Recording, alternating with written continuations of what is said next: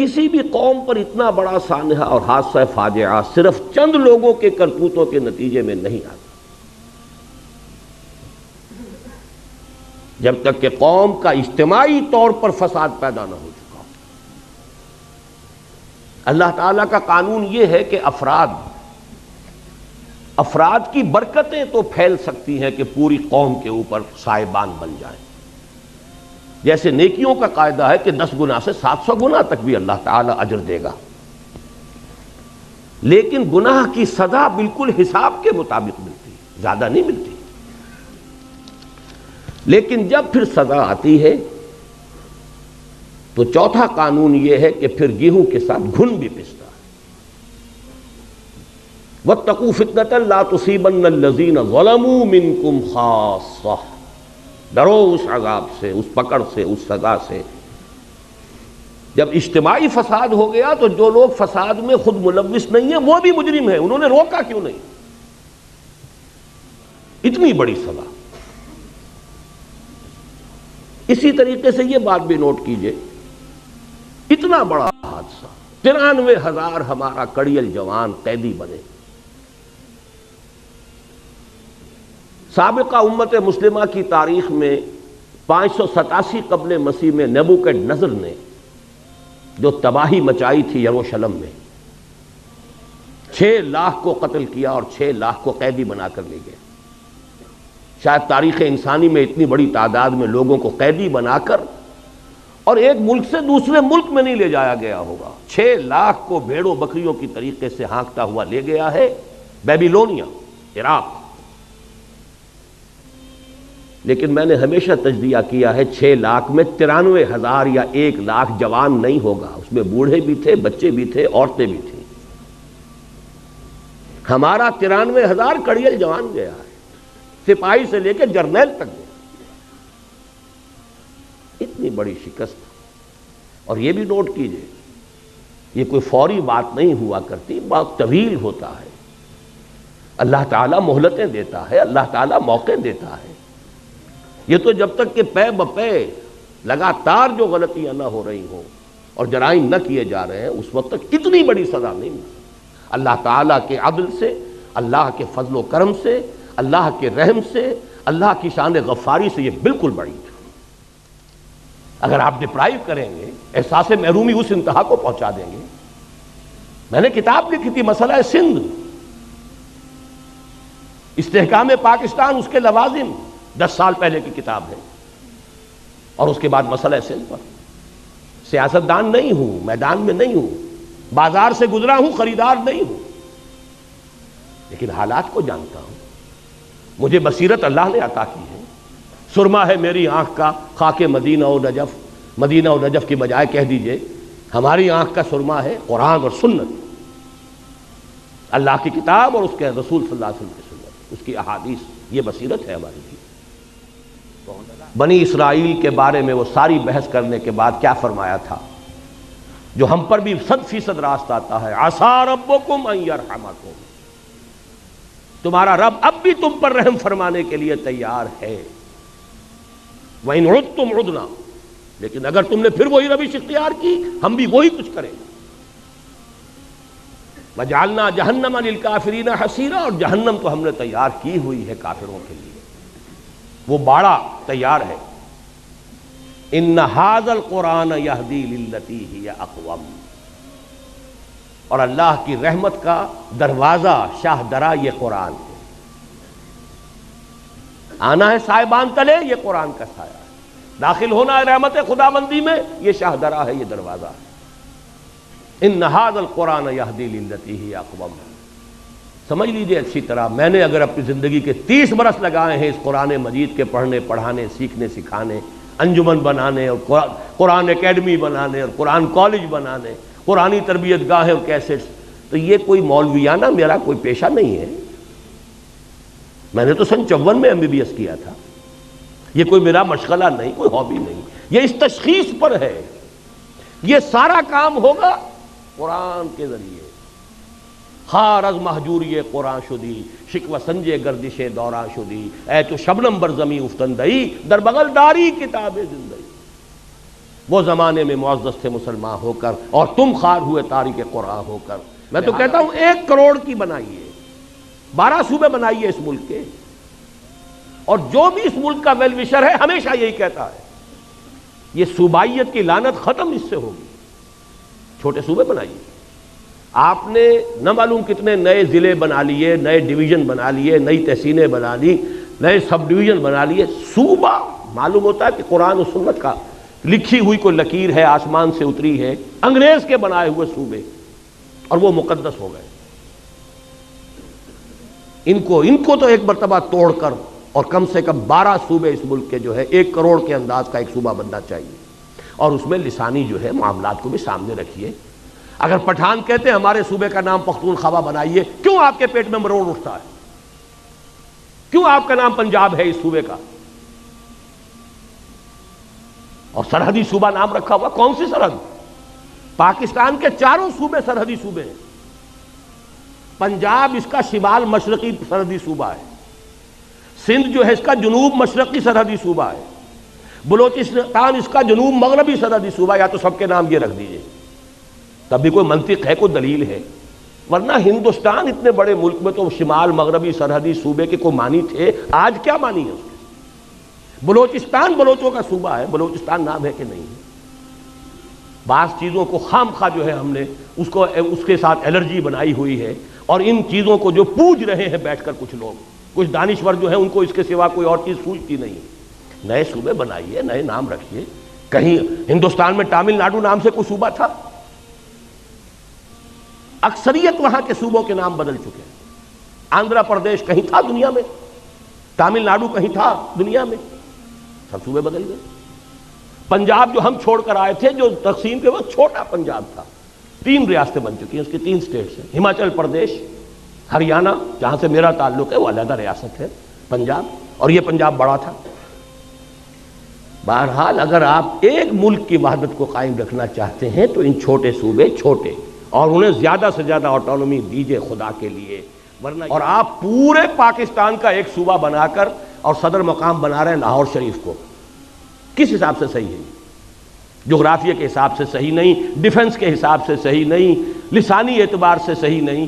آپ ملتان بناتے، ڈیرہ غازی خان بناتے، ہر اعتبار سے وہ مرکز تھا، لسانی اعتبار سے مرکز. سرائے کی زبان پر آ کر پنجابی، پوٹھوہاری، بلوچی، سندھی ساری زبانیں مکس ہوتی ہیں. اگر تو کوئی قومی سوچ ہو، پھر ڈیفنس کے اعتبار سے انڈیفینسیبل ہے یہ شہر. آپ کے ڈیفنس، سائنس آف ڈیفنس کے اعتبار سے انڈیفینسیبل ہے، اس کا کوئی بچاؤ ممکن نہیں. وہ تو اللہ نے بچا دیا، BRB اور دہشت ڈال دی اس نے. سألقی فی قلوب الذین کفروا الرعب، میں ان کافروں کے دلوں میں رعب ڈال دوں گا. ورنہ 65 میں BBC پر اگر فلم دکھا دی گئی تھی فال آف لاہور کی، تو کتنا یقینی سمجھتے تھے وہ.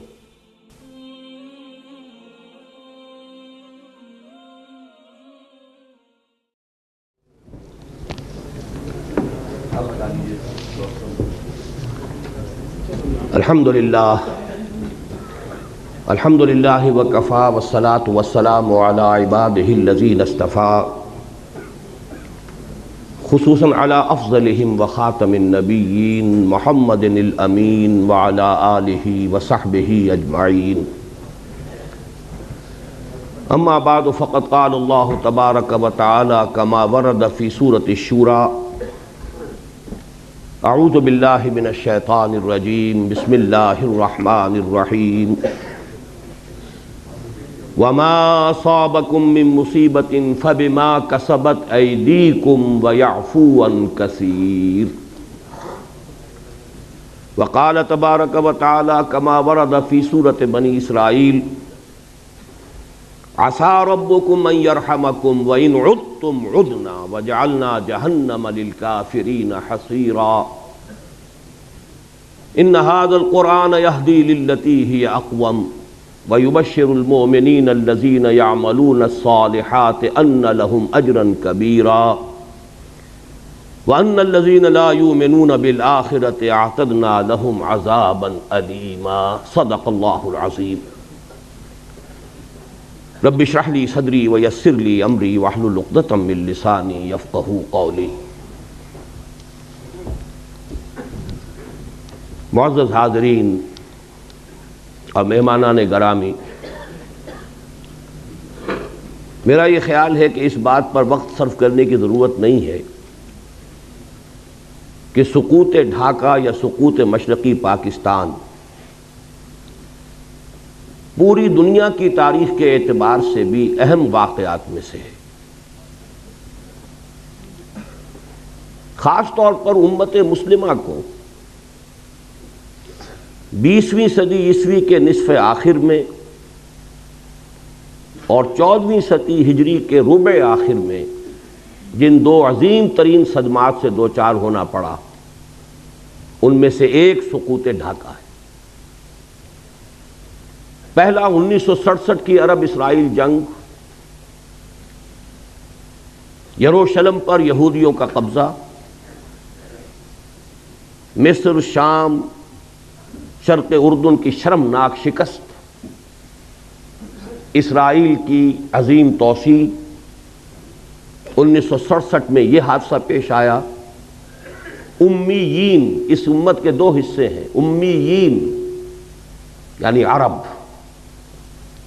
و آخرین اور دوسرے غیر عرب۔ ایک حصے کے لیے عظیم ترین سانحہ 1967 کی شرمناک شکست، اور آخرین میں جو عظیم ترین مملکت اسلامی قائم ہوئی تھی، اس کے لیے عظیم ترین سانحہ سقوط ڈھاکہ 1971۔ پھر اس میں بھی کوئی شک نہیں کہ جہاں تک پاکستان کی تاریخ کا تعلق ہے، ویسے تو اور بھی حوادث آئے ہیں جن سے ہمیں دوچار ہونا پڑا، لیکن سب سے بڑا حادثہ آج تک بہرحال سقوط مشرقی پاکستان ہے۔ ایسے حوادث کے بارے میں میں چاہتا ہوں کہ پہلے قرآن حکیم کتاب ہدایت، اس سے ہم کچھ بنیادی اصول سمجھ لیں۔ یہ حوادث الٹپ نہیں ہوتے، اس کائنات میں کوئی شے اذن رب کے بغیر نہیں ہے، اور اذن رب اللہ کی حکمت کے ساتھ ہے، سنت اللہ کے تابع۔ پہلی بات یہ، اللہ تعالی ہرگز ظالم نہیں ہے۔ وما انا بظلام للعبید، اتنا بڑا حادثہ، اتنی بڑی تباہی، اتنی شرمناک شکست، بہرحال اللہ کا ظلم نہیں ہے۔ 5 دفعہ قرآن مجید میں اللہ نے فرمایا ہے وَأَنَّ اللَّهَ لَيْسَ بِظَلَّامٍ لِلْعَبِيدِ، اللہ تعالیٰ اپنے بندوں کے حق میں ہرگز ظالم نہیں۔ دوسری بات یہ کہ یہ حوادث تمام تر انسانوں کے اپنے کرتوتوں کا نتیجہ ہوتے ہیں۔ میں نے سورہ شورى کی آیت مبارکہ تلاوت کی ہے، وَمَا أَصَابَكُم مِّن مُّصِيبَةٍ فَبِمَا كَسَبَتْ أَيْدِيكُمْ، جو بھی مصیبت تم پر آئی ہے یا آتی ہے وہ تمہارے اپنے ہاتھوں کے کرتوتوں کے باعث۔ وَيَعْفُو عَن كَثِيرٍ، اور اللہ ابھی بہت سی چیزوں سے تو درگزر فرماتا رہتا ہے۔ اگر ساری غلطیوں کی سزا دے تو اس زمین پر کوئی ایک انسان بھی چلتا ہوا نظر نہ آئے۔ اللہ تو بہت درگزر کرتا ہے، بہت درگزر فرماتا ہے، یعفو عن کثیر۔ بہرحال قاعدہ کلیہ نمبر 2 یہ ہے کہ یہ انسانوں کے اپنے کرتوتوں، ان کے اپنے اعمال کا نتیجہ ہے۔ تیسری بات بڑی اہم ہے، کسی بھی قوم پر اتنا بڑا سانحہ اور حادثہ فاجعہ صرف چند لوگوں کے کرتوتوں کے نتیجے میں نہیں آتا۔ جب تک کہ قوم کا اجتماعی طور پر فساد پیدا نہ ہو چکا ہو۔ اللہ تعالیٰ کا قانون یہ ہے کہ افراد کی برکتیں تو پھیل سکتی ہیں کہ پوری قوم کے اوپر صاحبان بن جائیں۔ جیسے نیکیوں کا قاعدہ ہے کہ 10 گنا سے 700 گنا تک بھی اللہ تعالیٰ اجر دے گا، لیکن گناہ کی سزا بالکل حساب کے مطابق ملتی، زیادہ نہیں ملتی۔ اجر جو ہے بغیر حساب، لیکن سزا مثل ہی، جتنا کچھ کسی نے گناہ کیا اتنی سزا۔ اسی طرح افراد کا فسق ہو، فجور ہو، معصیت ہو، خطائیں ہو، غلطیاں ہوں، جرائم ہو، اگر چند افراد کی ہوں تو اتنی بڑی قوم کو اتنی بڑی سزا نہیں دی جا سکتی۔ در حقیقت یہ معتدل تعداد میں اور جب تک کہ اجتماعی سطح پر وہ غلطیاں نہ ہو رہی ہوں، قوم کی ایک عظیم تعداد نے اگر اس کے اندر اپنا کردار ادا نہ کیا ہو تو اتنے بڑے حوادث رونما نہیں ہو سکتے۔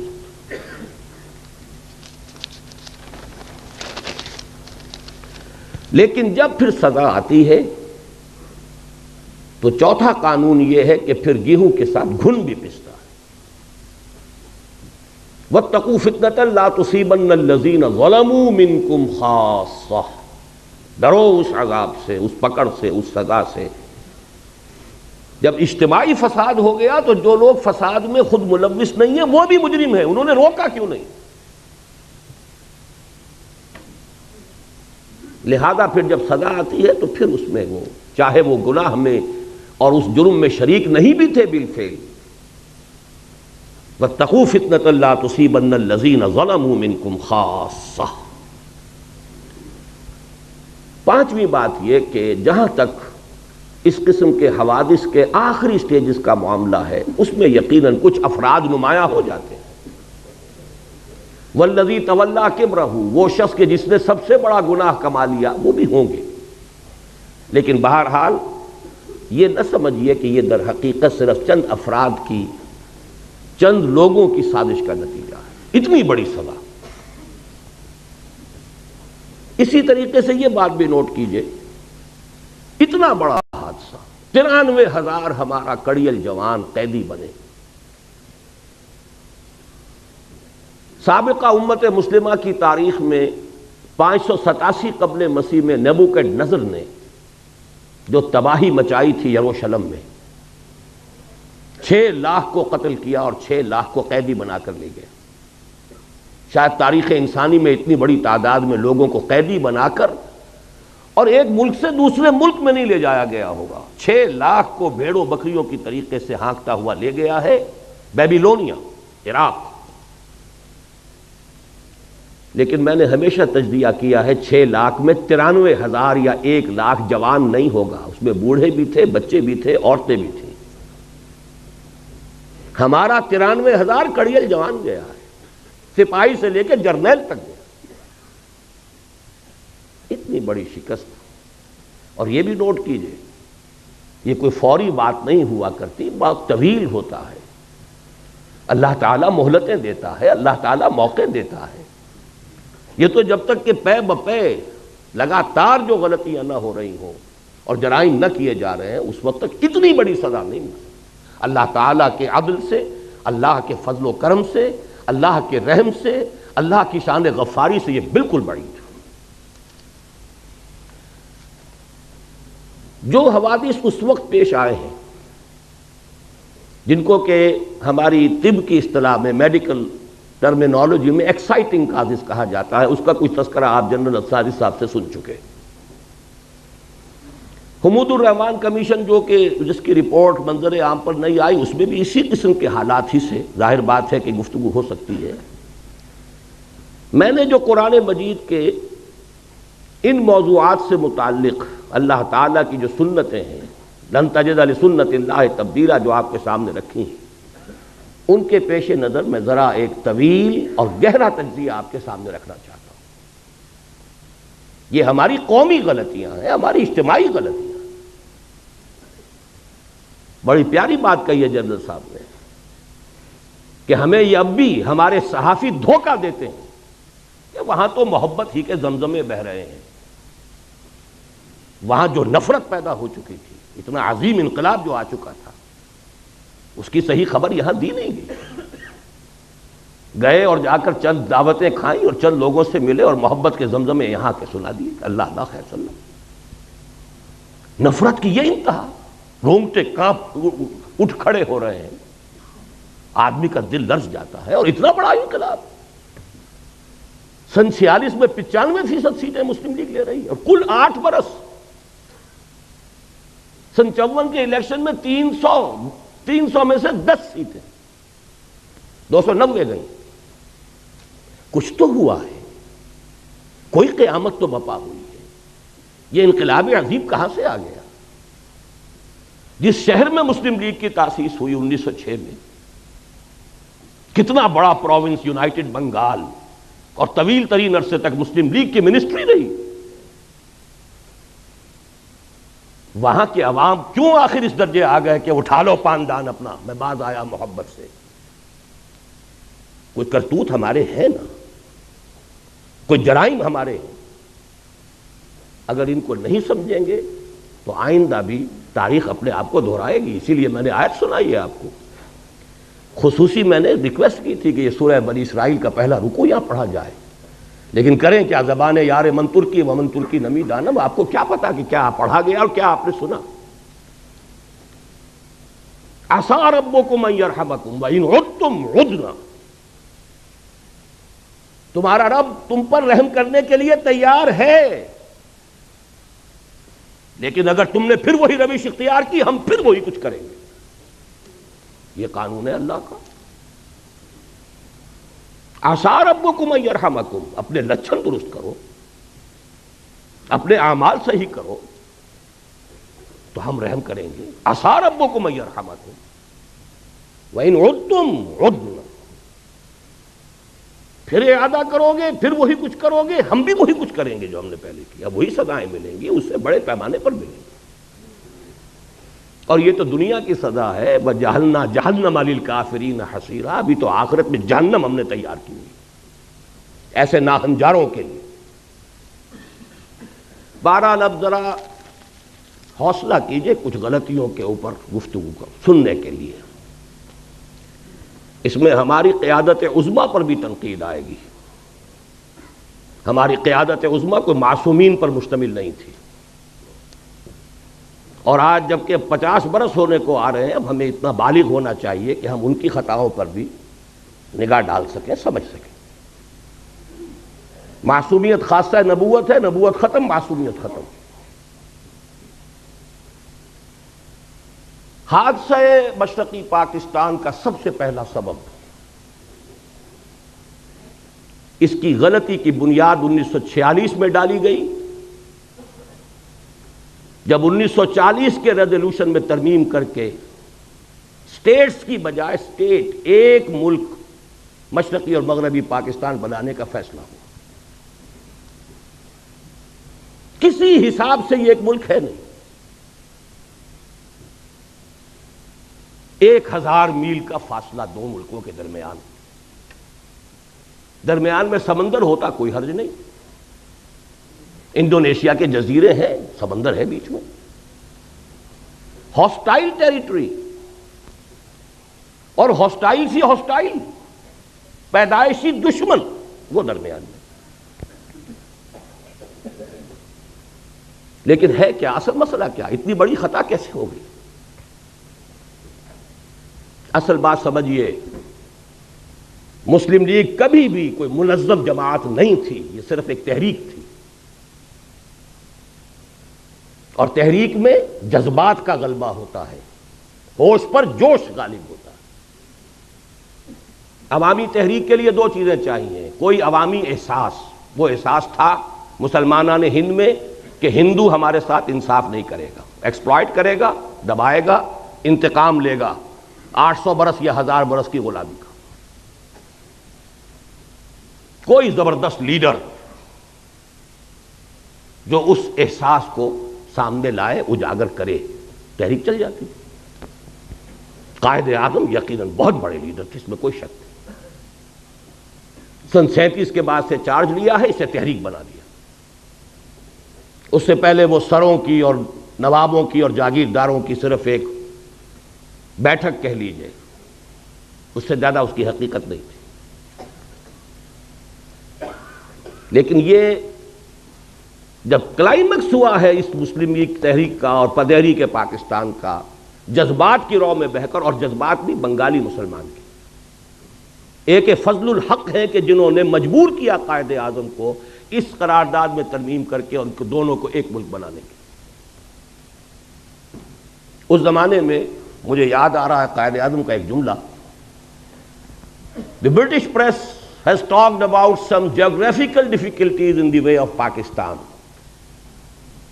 May I ask them, by what rule of geography are they here?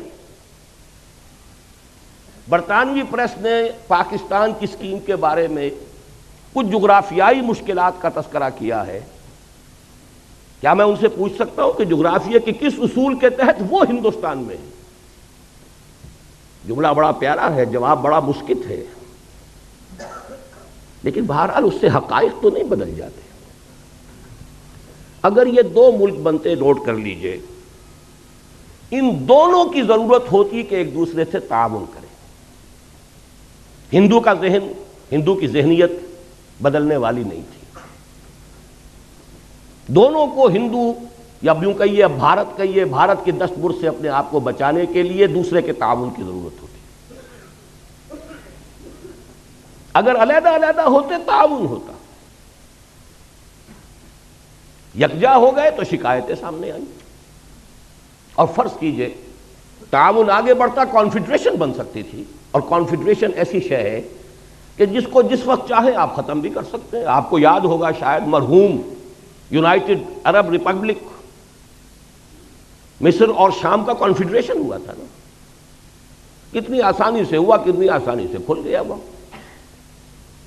بہرحال میرے نزدیک پہلی غلطی جو ہوئی ہے ہم سے وہ یہ ہے کہ ہم نے جغرافیے کی اس درجے نفی کی، جغرافیائی حقائق کو بالکل نظر انداز کیا. دوسری غلطی، اور یہ ہے اصل، میں یہ مانتا ہوں انسانی جذبہ جغرافیے کو شکست دے دیتا، اور دیا اس نے. آخر جب یہ دونوں خطے ایک ملک بنے تو شکست دی کہ نہیں دی؟ انسان اشرف المخلوقات ہے، اس میں بڑی قوتیں اللہ نے رکھی ہیں، اس کے لیے پوری کائنات مسخر کی ہے، اس کے سامنے سارے فرشتوں کو جھکا دیا گیا تھا. انسانی جذبہ بہت بڑی شے، لیکن وہ جذبہ تھا اسلام کے حوالے سے، نعرہ تھا اسلام، پاکستان کا مطلب کیا؟ لا الہ الا اللہ. اس جذبے کی ہم نے قیام پاکستان کے فوراً بعد نفی کر دی، اس کا گلا گھونٹ دیا. اے باد صبا ہی ہما آمردہ تست. ہونا یہ چاہیے تھا کہ فوری اعلان ہوتا کہ یہاں پر یہ اسلامی ریاست ہوگی، یہاں نظام خلافت ہوگا. اور اس سے بھی آگے بڑھ کر یہ تو پین اسلامزم کی طرف پہلا قدم ہے. آپ کو یاد ہوگا گاندھی نے بڑے ممیاتے ہوئے ایک دفعہ قائد اعظم سے بات کی تھی، آپ کے پاکستان کا مطلب پین اسلام تو نہیں. کانپتا تھا ہندو پین اسلام کے تصور سے کہ یہ تو پہلا قدم ہے، عالم اسلام کہاں سے کہاں جائے گا. یہ ہم نے دونوں کی نفی کر دی.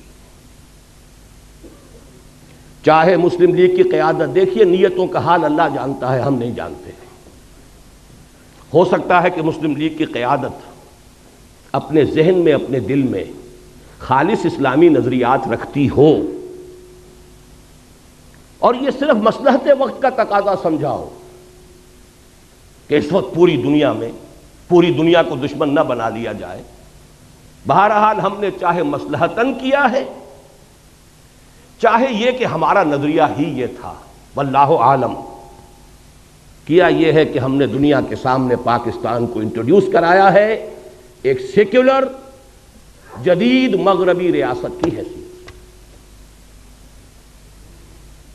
چنانچہ اس کا پہلا وزیر قانون ایک ہندو اور پہلا وزیر خارجہ ایک قادیانی. اصل بات یہ ہے، 100 غلطیوں کی ایک غلطی ہے. آخر لوگ پاگل تو نہیں ہیں، کودن تو نہیں ہے، احمق تو نہیں ہے، ہر چیز کا ایک نتیجہ نکلتا ہے. اگر وہ پاکستان کا مطلب کیا لا الہ الا اللہ، اس نے پورے ہندوستان کے مسلمانوں کو گیلوینائز کر دیا تھا، آگ بھر دی تھی، تو بہرحال ان چیزوں سے اوس بھی پڑی ہے، جذبات ٹھنڈے پڑے، جوش و خروش ختم، اسٹیم آؤٹ. پاکستان کی ہم نے اس پوری تحریک کی نفی کی. میں پھر کہہ رہا ہوں، نیت کا معاملہ اللہ جانتا ہے، مصلحت کے تحت بھی ہو سکتا ہے، لیکن اس مصلحت کا نتیجہ بہت ہمارے حق میں خطرناک اور خوفناک نکلا. وہ جملہ قائد اعظم کا very soon Muslims will cease to be Muslims and Hindus will cease to be Hindus. Not in the religious sense, because religion is the private affair of the individuals, but in the political sense. پوری تحریک پاکستان کی نفی ہے. اگر یہ secularism نہیں ہے تو سیکولرزم اور کس بلا کا نام ہے؟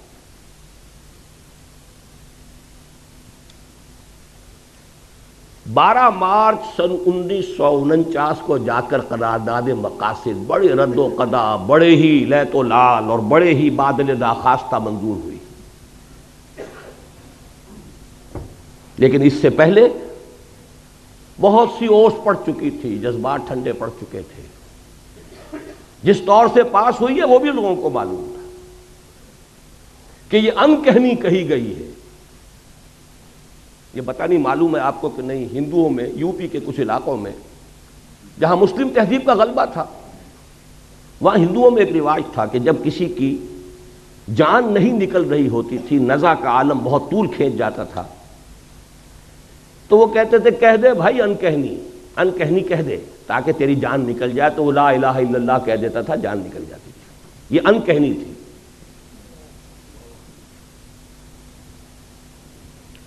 لیکن اس کا جو دوسرا بہت بڑا نتیجہ نکلا، پہلی بات تو یہ ہے نتیجے کے اعتبار سے یہ بہت بڑا نتیجہ ہے، لیکن دوسرا کانسٹیٹیوشنل جو ہمارا مسئلہ ہے اس کے اعتبار سے جو عظیم نتیجہ اس کا برآمد ہوا، ویسٹرن ڈیموکریٹک نارمز، پرنسپلز، اصول کیا ہے؟ ان اصولوں پر پاکستان کے لیے کوئی دستور بنانا متحدہ پاکستان کے لیے ناممکن تھا.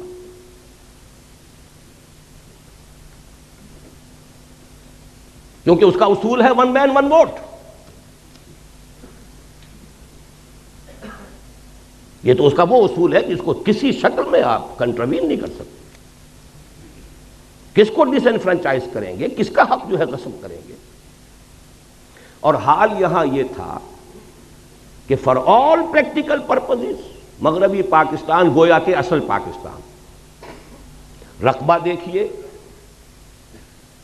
ترقی کے امکانات دیکھیے، ذرائع و وسائل دیکھیے، اور عالم اسلام کے ساتھ مسلسل ہونا، متصل ہونا دیکھیے، تو اصل پاکستان، پرائمری پاکستان یہ بنتا ہے. مشرقی پاکستان تو ایک جزیرہ تھا، ادھر برما ہے، ادھر بھارت ہے،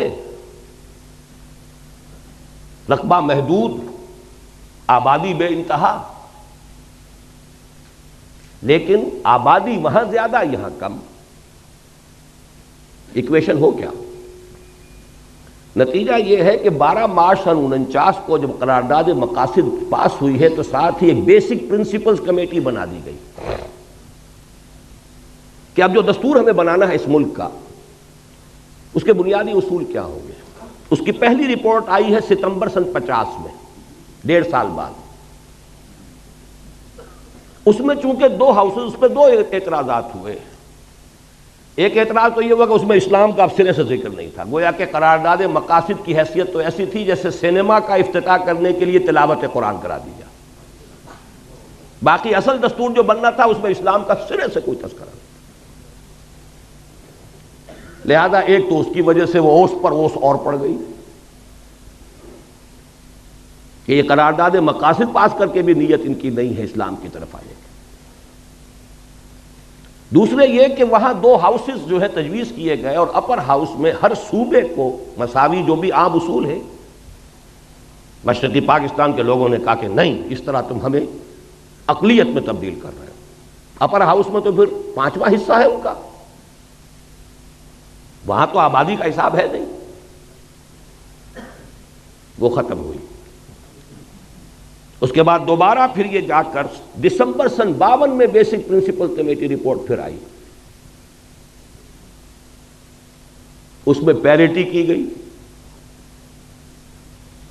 دونوں ہاؤسز کے اندر مشرقی پاکستان، مغربی پاکستان کے ممبر برابر ہوں گے، اور مغربی پاکستان میں پھر پروپورشنل تمام صوبوں میں آبادی کے پروپورشنل تقسیم ہو جائے گی. مشرقی پاکستان کے لوگوں نے پھر کہا کہ ہماری حق تلفی ہے۔ اب اگر آپ چلنا چاہتے ہیں ویسٹرن ڈیموکریسی پر، یہ جو توق پڑ گیا ہمارے گلے میں ویسٹرن ڈیموکریسی کا، ایک طرف تو سارا جذبہ ختم، دین کی بات ختم، پوری تحریک کا صغرا کبرا ختم، اور دوسری طرف یہ توق جو ہے یہ جس کی وجہ سے کوئی دستور بن ہی نہیں سکتا۔ اور سب سے بڑا مسئلہ یہ تھا کہ اگر ون مین ون ووٹ ہو تو ترازو ہاتھ میں جاتی ہے ہندو کے۔ 1 کروڑ جو ہندو وہاں تھا، جو زیادہ بیدار، زیادہ منظم، زیادہ سرمایہ دار، زیادہ تعلیم یافتہ، وہ تو اسلامیات پڑھاتے تھے، اسکولوں اور کالجوں میں اسلامیات پڑھانے والے ہندو ٹیچر تھے، جیسے آج امریکہ میں اسلامیات پڑھانے والے بڑی یونیورسٹیوں میں یہودی ہیں، وہ میکگل ہو یا کوئی ہو جا کر یہودیوں سے پڑھ کر آتے ہیں۔ ڈاکٹر فضل الرحمان صاحب بھی یہودیوں سے پڑھ کر آئے تھے۔ اسی طرح وہاں ہندو تھے، بیدار زیادہ، منظم زیادہ، تعلیم یافتہ زیادہ، سرمایہ دار زیادہ۔ تو گویا کہ اگر ون مین ون ووٹ ہو تو ساری ترازو اس کے ہاتھ میں، کاسٹنگ ووٹ اس کا ہے، ویٹو اس کا کہیے۔ یہ وجہ ہے کہ اس ملک کا کوئی دستور نہیں بن سکا۔ 26 برس گزرے ہیں کہ اس ملک کا کوئی دستور نہیں بنا۔ یہ خلا آخر نتیجے پیدا کرتا ہے کہ نہیں کرتا؟ مجھے یاد ہے جب میں یہاں میڈیکل کالج میں پڑھتا تھا، جمعیت طلبہ کا ناظم اعلیٰ تھا، عزم کے نام سے ایک ہفتے وار 15 روزہ ہمارا رسالہ نکلتا تھا۔ اس میں مستقل میں نے آخری صفحہ اس کا بڑے سائز پر نکلتا تھا، وہ آخری صفحے کا عنوان ہی یہ ہوتا تھا، خطوط اور مضامین: اس سوچ میں کلیاں زرد ہوئیں، اس فکر میں غنچے سوکھ گئے، آئین گلستاں کیا ہوگا، دستور بہاراں کیا ہوگا۔ یہ شعر موٹا: اس سوچ میں کلیاں زرد ہوئیں، اس فکر میں غنچے سوکھ گئے، آئین گلستاں کیا ہوگا، دستور بہاراں، دستور ہی بننے میں نہیں آ رہا۔ بہرحال ایک بات نوٹ کر لیجئے، جیسے جنرل صاحب نے فرمایا، دیکھیے باقی جو بھی ہم ہیں، سندھ، پنجاب، سرحد، بلوچستان، ہمارے اندر فرق و تفاوت اتنا نہیں ہے جتنا کہ مغربی پاکستان اور مشرقی پاکستان کے لوگوں میں تھا۔ وہاں تو سرے سے کوئی قدر مشترک سوائے مذہب کے ہے ہی نہیں۔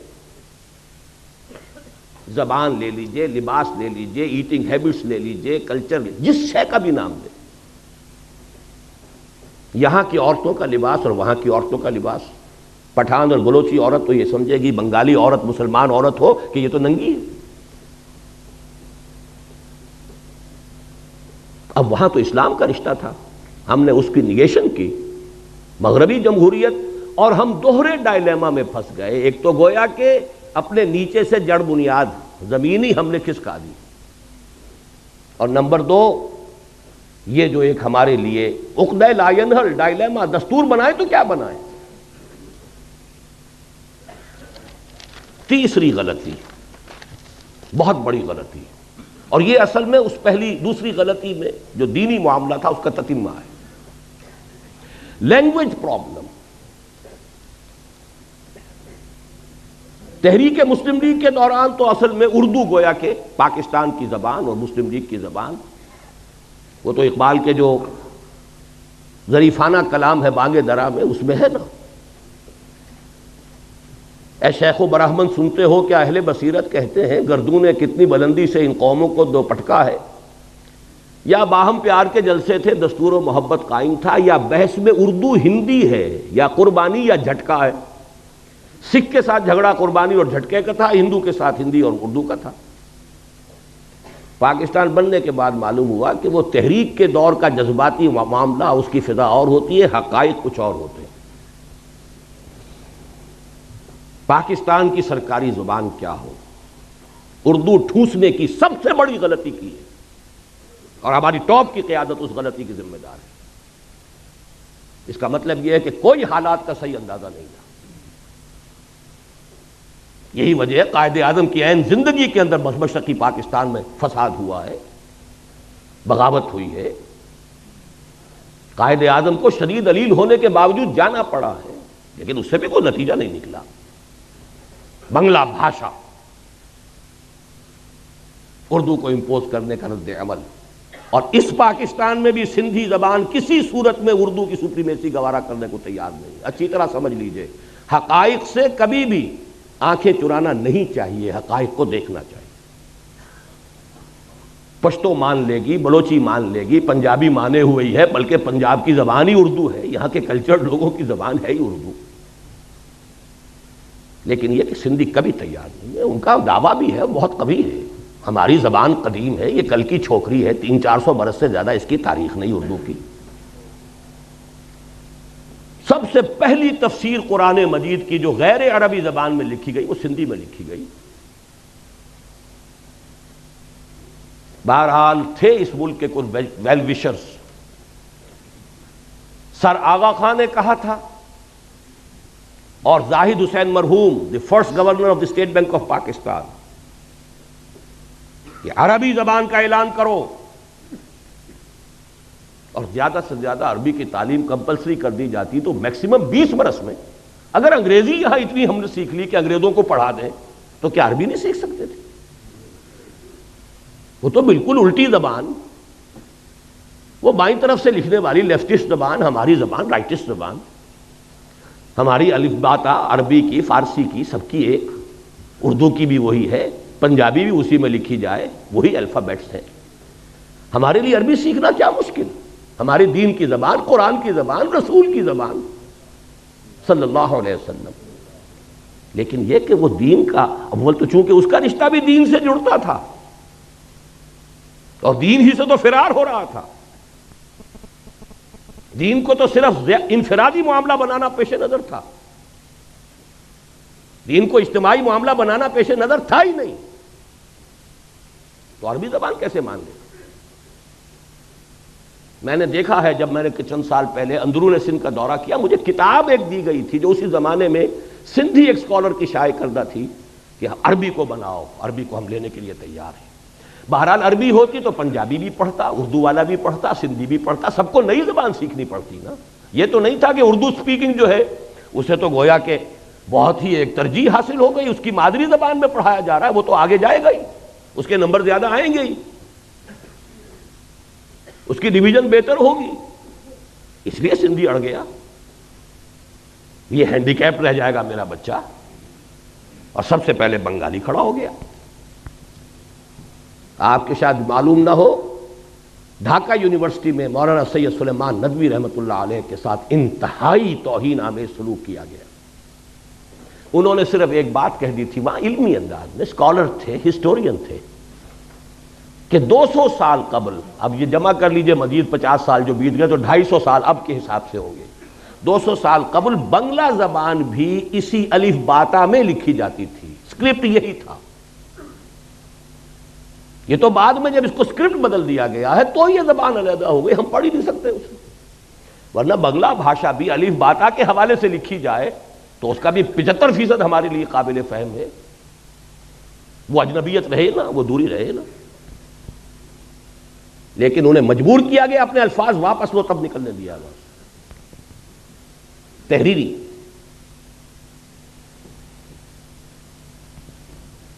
چوتھی بڑی غلطی، ان سب چیزوں کا نتیجہ اصل میں کیا نکلا؟ ڈس ایلیوژنمنٹ، ایک لفظ کافی۔ یہ کہاں کا اسلام تھا؟ یہ جا کدھر رہے ہیں؟ ملک بنا کیوں تھا؟ میں بھی مانتا ہوں جو کہا جنرل صاحب نے، ایوریج مغربی پاکستانی کے مقابلے میں ایوریج مشرقی پاکستانی زیادہ مذہبی آدمی،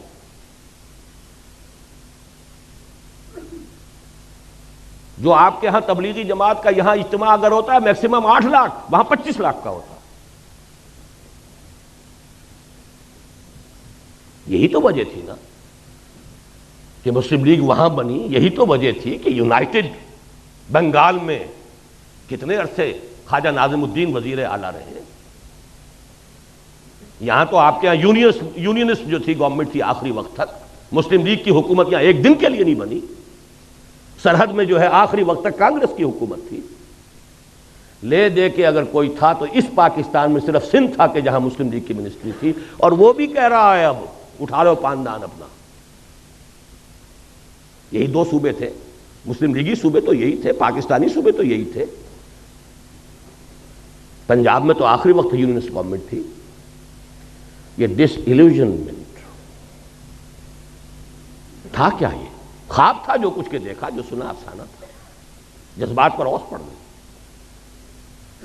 باقی چھوٹے چھوٹے فیکٹر اور بہت ہیں. ہمارے جو آفیسرز گئے، C S P officers, colonial role کا جو تذکرہ کیا ہے جنرل صاحب نے، ان کا جو ایٹیچیوڈ تھا، اللہ ماشاءاللہ مختلف قسم کے لوگ بھی تھے، لیکن معدود چند، اشاد کل معدوم، اکثر و بیشتر جو ہے نفرت کے ساتھ انہیں دیکھتے تھے. یہی معاملہ سندھ میں ہوا ہے، اس کا رد عمل ہوا ہے. بہرحال اس کے اوپر جلتی پر جس کو کہتے ہیں تیل، وہ مارشل لا. مارشل لا کا مطلب فوج کی حکومت. فوج صرف مغربی پاکستان کی ہے، مشرقی پاکستان کا اس میں کوئی حصہ نہیں. گویا کہ مغربی پاکستان اب حاکم ہو گیا مشرقی پاکستان پر.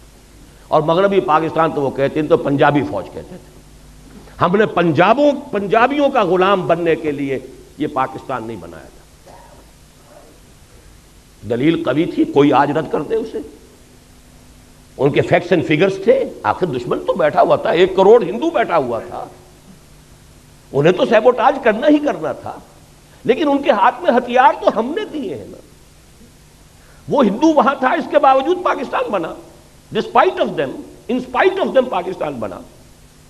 لیکن جب آپ نے اپنی منزل ہی بدل لی، اپنا قبلہ کعبہ تبدیل کر دیا، آپ نے اسلام کی بجائے مغرب کی سیکولر جمہوریت کو اپنا اصل اصول قرار دیا، تو ظاہر بات ہے نفی ہو گئی.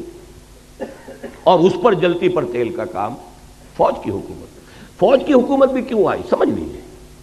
یہ بھی کوئی اللہ تعالیٰ کی طرف سے عذاب تو نہیں تھا، اس لیے کہ مسلم لیگ پارٹی تھی نہیں، وہ تو تحریک تھی. تحریک کا کام ہی یہ ہوتا کہ ایک دفعہ مقصد حاصل ہوا اس کے بعد ختم. تحریک کا تو اصول ہے یہ. کانگریس پارٹی تھی، آج تک اس کی حکومت چل رہی ہے. وہاں کوئی تھوڑا سا عرصہ آ گیا جنتا دل اور یہ اور وہ، کانگریس ہے. کم سے کم 40 برس تک تو اس کی حکومت چلتی رہی. پارٹی تھی، کادرز تھے، ڈسپلن تھا، کانسٹیٹیوشن تھا. مسلم لیگ تحریک تھی صرف. اور یہ اس میں کوئی بات نہیں ہے، اس لیے کہ حالات کا کچھ تقاضا ایسا تھا. صورتحال جو ہے وہ اتنی فرصت تھی نہیں کہ اس کی ایک تنظیم کا استحکام کا معاملہ کیا جا سکتا. لیکن دی فیکٹ ریمینز، حقیقت کو تو بہرحال ماننا پڑے گا کہ مسلم لیگ ایک پارٹی تھی نہیں. قائد اعظم کہتے تھے میری جیب میں کھوٹے سکے، سیدھی سیدھی بات. اب اس سے بڑی گواہی اور کس کی درکار ہے؟ لہذا پاکستان بنا، مسلم لیگ تحلیل. تھوڑا عرصہ سول بیوروکریسی نے عیش کیا، اس کے بعد آرمی نے سنبھال لیا سیدھا سیدھا. لیکن نتیجہ کیا ہوا؟ ڈس انفرانچائز. آپ کا جو جنرل صاحب فرما رہے تھے کہ اکثریت کیوں علیحدہ، اکثریت تو علیحدہ ہو ہی جائے. اکثریت کو تو آپ نے غیر مؤثر کر دیا، فوج کی حکومت ہو گئی. اور پھر جو ان کے فیکٹس اینڈ فگرز آتے تھے، ہماری کل آمدنی کا اتنا بڑا حصہ فوج پر خرچ ہوتا ہے. فوج ساری مغربی پاکستان کی ہے، تو پیراسائٹ ہیں یہ ہماری آمدنی کے اوپر. یہ کھاتے ہیں، کماتے ہم ہیں. اس سے جو آگ لگی ہے اس کا نتیجہ ہے یہ کہ وہ جگتو فرنٹ جو ہے اس نے وہ شکست دی ہے عبرتناک. سن 54 میں 300 میں سے 10 سیٹیں مسلم لیگ.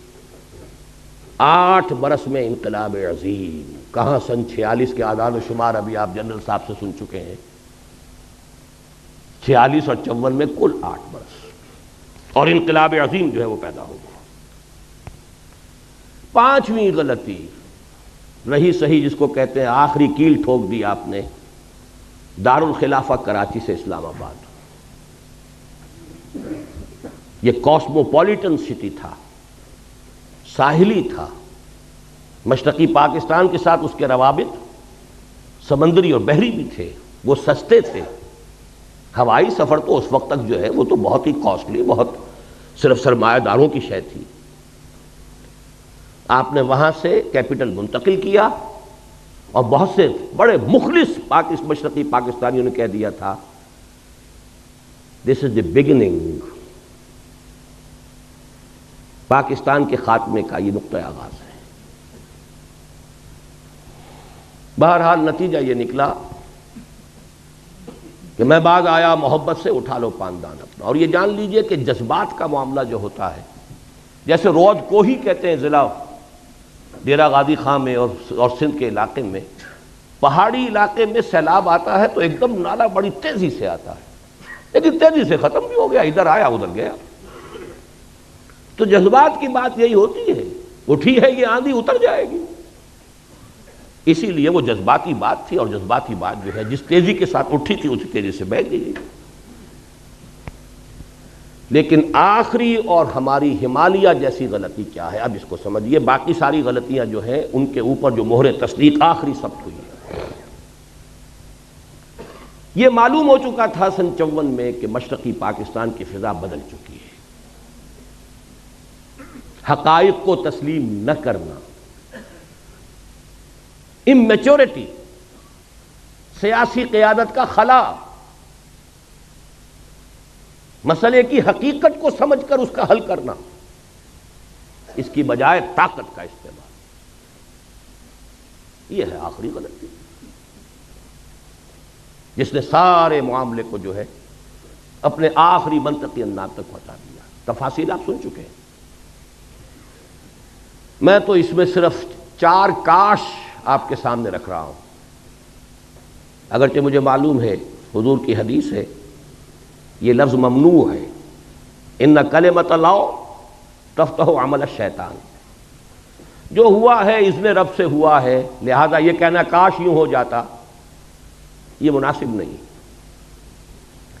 لیکن یہ کہ انسان ہے، اس کی طبیعت ہے، اس کی سوچ کا انداز ہے، اپنے خیالات کی تعبیر کا ایک انداز ہے۔ کاش کہ صدر ایوب صاحب پاکستان کے ڈیگال بن گئے ہوتے۔ ڈیگال نے الجزائر میں ریفرینڈم کرایا، بھائی رہنا چاہتے ہو ہمارے ساتھ یا نہیں رہنا چاہتے جاؤ بھائی۔ کتنے عرصے تک جنگ کرتے رہے، کتنے فرانسیسی مارے گئے، ادھر سے الجزائری جو ہے وہ اپنی جانیں دے رہے ہیں، اور مسلسل جنگ کی وجہ سے فرانس کی ترقی رکی ہوئی ہے، فرانس آگے نہیں چل پا رہا، سارے وسائل اس میں کھپ رہے ہیں، اسے اپنے بہترین دوستوں کو جیل میں ڈالنا پڑا۔ اور آپ کو یاد ہے یہ 3 بڑے ٹال اس وقت کے ملٹری لیڈرز تھے دنیا کے اندر، ڈیگال، پھر صدر ناصر، پھر صدر ایوب۔ قداور ہونے میں کم نہیں تھا ڈیگال سے یا اور صدر ناصر سے، لیکن فہم اور سمجھ، کاش کہ ڈیگال والا معاملہ کرتا۔ میں نے 1969 میں مضمون لکھا تھا میثاق کے اندر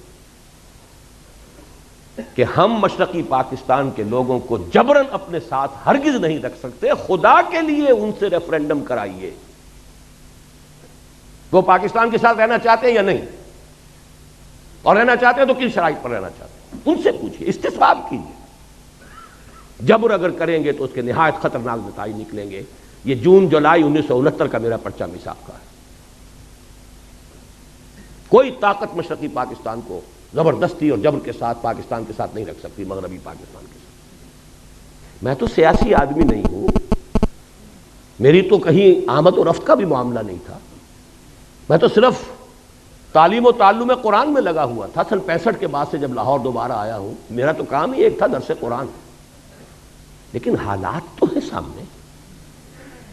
وہ مرد درویش تھا کبھی دہلی کے اندر ایک چھوٹی سی کٹیا کے اندر بیٹھا ہوا، شاہ ولی اللہ دہلوی، صرف کتابیں لکھ رہا ہے اور کچھ نہیں کر رہا، لیکن ہندوستان کی نگاہ پر، پورے حالات پر نگاہ ایسی ہے کہ اندازہ کر لیا تھا ہندوستان میں کوئی مسلمان حاکم، حکمران، نواب اس پوزیشن میں نہیں ہے کہ مرہٹوں کی اٹھتی ہوئی طاقت کو مقابلہ کر سکے۔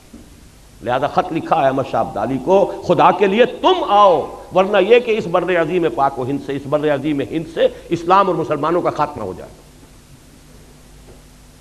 تو حقائق کو دیکھنا اور بات ہے، ٹھیک ہے آپ میدان میں نہیں ہیں، سیاست میں نہیں ہیں، میں 1969 کا اپنا جو ہے اداریہ میثاق کا آپ کو دکھا سکتا ہوں،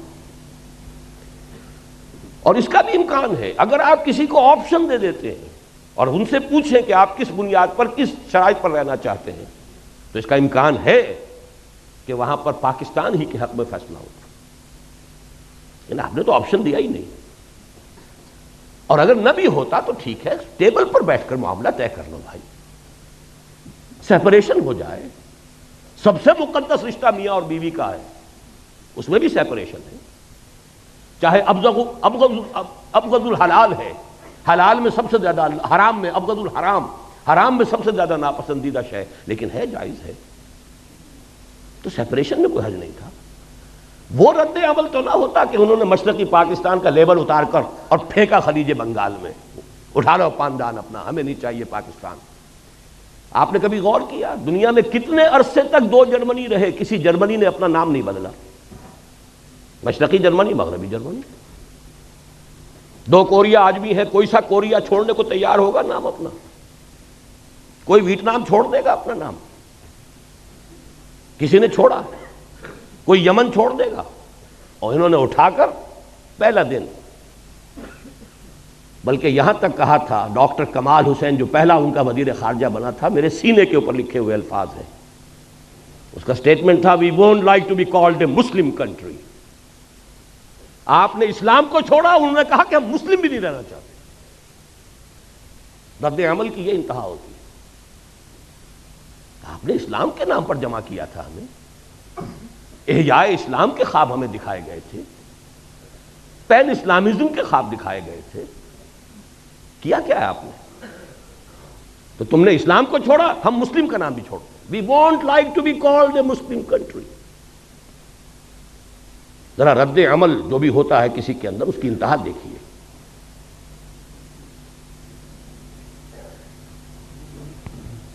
دوسرا کاش کیا ہے؟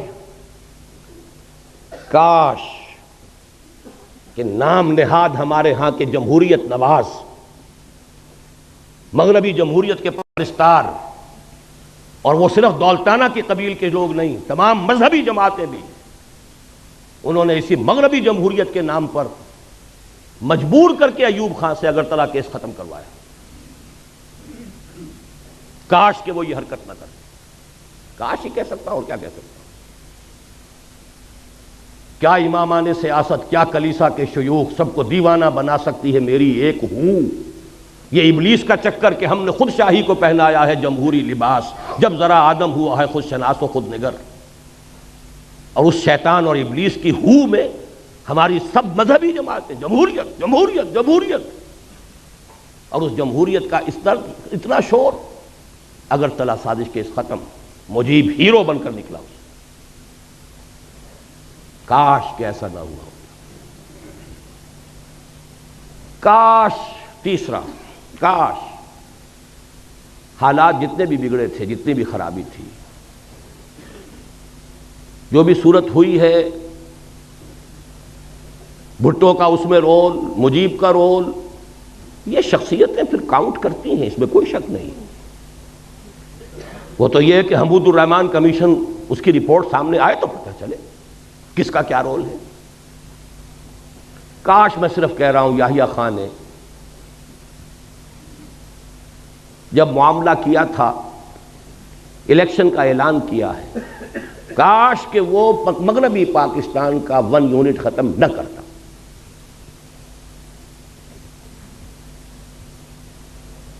اس کا نتیجہ کیا نکل سکتا تھا؟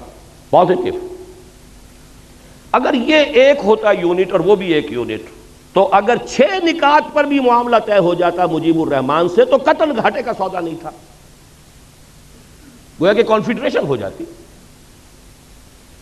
لیکن وہ 6 نکات جب یہاں کے پروونسز کے اوپر آپ ڈالتے تو اس کا مطلب ہے یہاں 4 ریاستیں وجود میں آتی ہیں.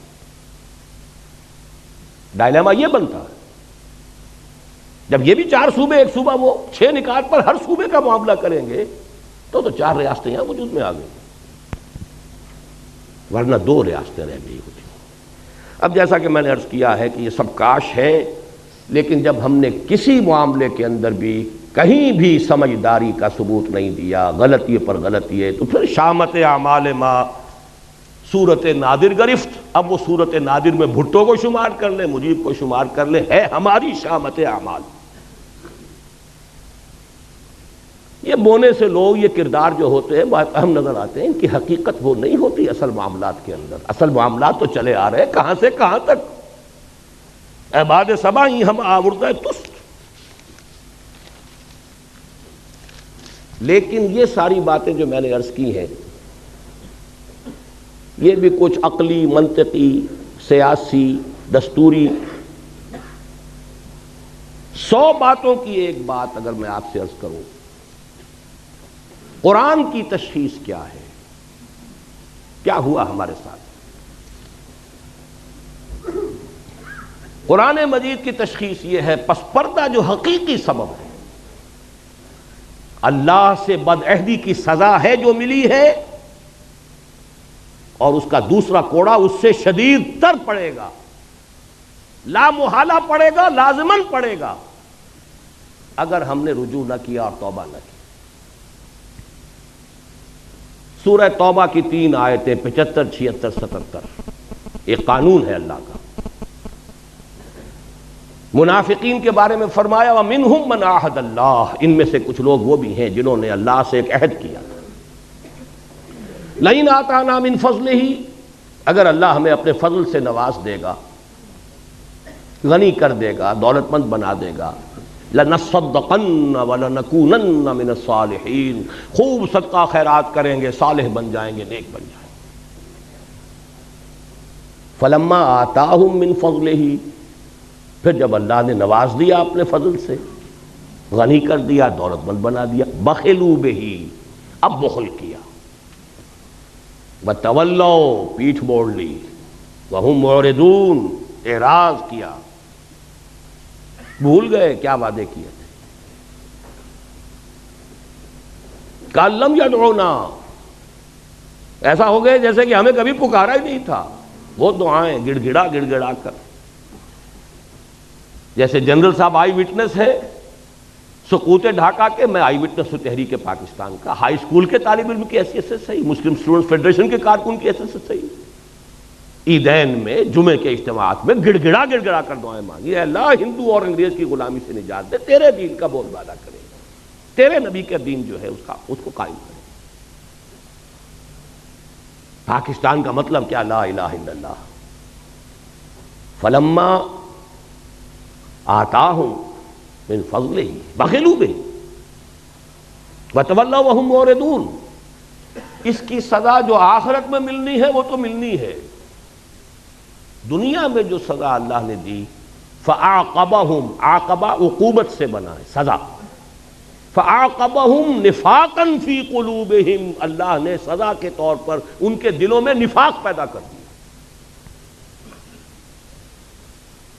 یہ ہے قانون اللہ کا جو ہم پر 100% لاگو ہوا، بدعہدی کی اللہ سے، خلاف ورزی کی اس معاہدے کی، نفاق، اور نفاق کی 2 شکلیں ہیں جو آج پاکستانی معاشرے کا ہال مارک جسے کہتے ہیں، ٹریڈ مارک کہہ لیجئے، نمایاں ترین، ایک وہ جسے نفاق عملی کہتے ہیں، اذا حدث کذب واذا اؤتمن خان واذا وعد اخلف وَإِذَا خَاصَمَ فَجَرَ، 4 چیزیں ہیں۔ حضور نے فرمایا 4 اوصاف ایسے ہیں کہ جس میں چاروں ہیں کٹر منافق ہے، پکا منافق ہے، ٹھیٹھ منافق ہے، 100% منافق ہے۔ ایک ہے تو اسی نسبت سے نفاق ہے جب تک کہ اس سے وہ باز نہیں آتا۔ وہ 4 چیزیں کیا ہیں؟ بولے تو جھوٹ بولے، وعدہ کرے تو خلاف ورزی کرے، امین بنایا جائے تو خیانت کرے، اور اگر کہیں کوئی جھگڑا ہو جائے تو فوراً آپے سے باہر، اشتعال، توتکار، گالم گلوچ اور مار دھاڑ۔ آپ دیکھ لیجئے اپنے معاشرے میں یہ 4 چیزیں، برا نہ بنائیے، جو جتنا بڑا ہے آپ کے ہاں اتنا ہی بڑا جھوٹا ہے، اتنا ہی بڑا خائن ہے، اتنا ہی بڑا وعدہ خلاف ہے، یہ ہمارے معاشرے کا جو جتنا ہے۔ اور دوسرا نفاق ہوتا ہے نفاق باہمی، قوم قومیتوں میں تقسیم ہو گئی، فرقے واریت ہے، طبقاتیت ہے، لسانیت ہے، صوبائیت ہے، نفاق باہمی اور نفاق عملی، کردار کا دیوالا نکل گیا، اتحاد ختم ہوا۔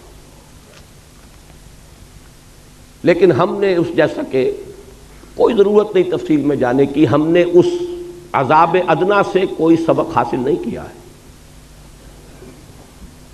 یہ سورہ سجدہ کی آیت کی طرف اشارہ کر رہا ہوں، آیت نمبر 21،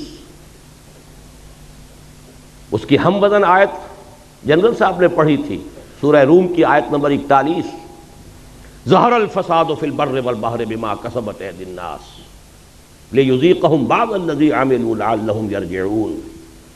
پاکستانی معاشرے کے اوپر یہ آیت 100% چسپاں ہے۔ بر و بحر کے اندر فساد رونما ہو چکا ہے، غالب ہو چکا ہے، بسبب لوگوں کے ہاتھوں کے کرتوتوں کے، تاکہ اللہ انہیں اپنے کچھ کرتوتوں کا مزہ چکھائے، سب کا نہیں۔ وَيَعْفُو عَنْ كَثِيرٍ، بہت سی چیزوں سے تو درگزر بھی کرتا ہے، کچھ تھوڑا سا اللہ تعالیٰ مزہ چکھاتا ہے عذاب کا، لعلہم یرجعون، شاید کہ لوٹ آئیں، باز آ جائیں، ہوش میں آ جائیں۔ یہی مضمون سورہ سجدہ میں آیا۔ سورہ سجدہ کی آیتیں 30 ہیں، وہاں اس کا نمبر 21 ہے، اس کی آیتیں 60 ہیں، وہاں اس کا نمبر 41 ہے، کورسپونڈنگ ہے۔ وَلَنُذِيقَنَّهُم مِّنَ الْعَذَابِ الْأَدْنَىٰ دُونَ الْعَذَابِ الْأَكْبَرِ لَعَلَّهُمْ يَرْجِعُونَ۔ ہم انہیں بڑے عذاب سے پہلے چھوٹے عذاب کا مزہ چکھائیں گے، شاید کہ لوٹ آئیں۔ یہ چھوٹا عذاب تھا کس کے مقابلے میں؟ بڑے عذاب کے مقابلے میں جو آنے والا ہے۔ ویسے تو یہ بھی عظیم ترین عذاب تھا، 800 برس جن پر حکومت کی تھی، اس کے قیدی بن کر رہے ہیں جنرل صاحب،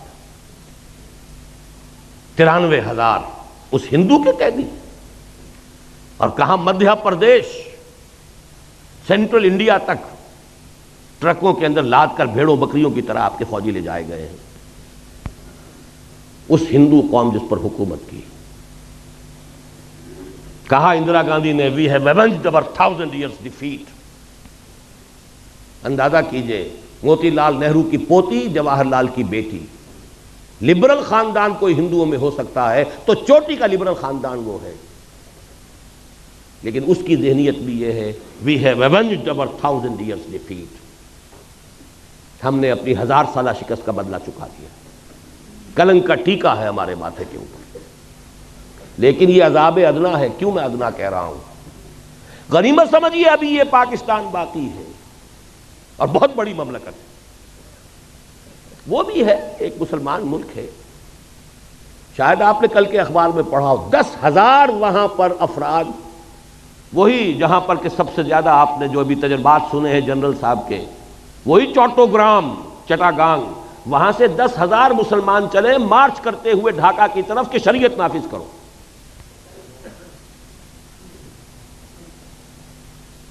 اسلام کے معاملے کا معاملہ، وہ تسلیمہ نسرین کے ساتھ جو کچھ انہوں نے کیا ہے، کیا ان کے اندر مذہبی غیرت نہیں ہے؟ بھاگنا پڑا کہ نہیں اس کو؟ جان بچا کر کیسے گئی ہے؟ بہرحال چھوڑیے، غنیمت ہے کہ وہ بھی ابھی ایک ملک ہے، مسلمان ملک ہے۔ لیکن یہ ملک، اب میں یاد دلانا چاہتا ہوں، اصل میں یہ 2 خطوں پر مشتمل پاکستان تو اللہ نے ہمیں بونس دیا تھا، یہ اللہ کا فضل تھا، ورنہ مصور پاکستان نے انویسیج نہیں کیا تھا۔ یہ مصور پاکستان کون ہے؟